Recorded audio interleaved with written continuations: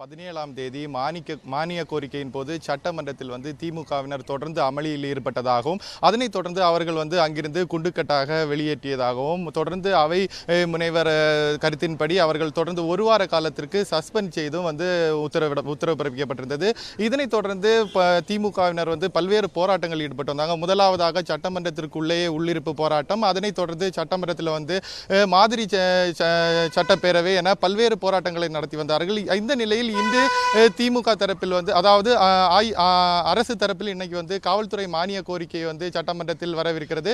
அந்த சட்டமன்ற அதற்கு எதிர்ப்பு தெரிவிக்கும் விதமாக திமுகவினர் அங்கு குவியக்கூடிய வாய்ப்பு இருப்பதாக, திமுக சட்டமன்ற உறுப்பினர்கள் குவியக்கூடிய வாய்ப்பு இருப்பதாக கருதி அங்கு சட்டமன்ற வளாகம் முழுவதிலுமே போலீசார் குவிக்கப்பட்டிருக்கிறார்கள். இந்த நிலையில் அடுத்த கட்டமாக என்ன செய்வது என்பது குறித்து திமுகவினர் நேற்று முதலே பல்வேறு ஆலோசனைகள் ஈடுபட்டு வந்தார்கள். இதன் ஒரு கட்டமாக திமுகவினர் எம்எல்ஏ ஹாஸ்டல் உள்ளிட்ட பகுதிகளில் சில எம்எல்ஏக்கள் அங்கு கூடியிருந்தாலும் தற்பொழுது சென்னை ஆழ்வார்பேட்டையில் இருக்கக்கூடிய திமுக பொருளாளரும் தமிழக எதிர்க்கட்சி தலைவருமான மு.க. ஸ்டாலின் இல்லத்தில் தற்பொழுது துரைமுருகன் உள்ளிட்ட மூத்த எம்எல்ஏக்களுடன் தற்பொழுது ஆலோசனை மேற்கொண்டு வருகிறார்கள். இந்த ஆலோசனையில் துரைமுருகன் மட்டுமல்லாமல் ஐ. பெரியசாமி, ஏவா வேலு, பொன்முடி உள்ளிட்ட முக்கிய சட்டமன்ற உறுப்பினர்கள் தற்பொழுது உள்ளே இருக்கிறார்கள். இவர்கள் தொடர்ந்து இங்கு இந்த ஆலோசனை கூட்டத்தில் தொடர்ந்து சட்டமன்றத்தில், அதாவது மீதம் இருக்கக்கூடிய சஸ்பெண்ட் இல்லாத இருக்கக்கூடிய எம்எல்ஏக்கள் தொடர்ந்து சட்டமன்றத்தில் இன்றைய மானிய கோரிக்கை, அதாவது காவல்துறை மானிய கோரிக்கையில் கலந்து கொள்வது குறித்தும் ஆலோசனை மேற்கொண்டு வருகிறது. அவர்கள்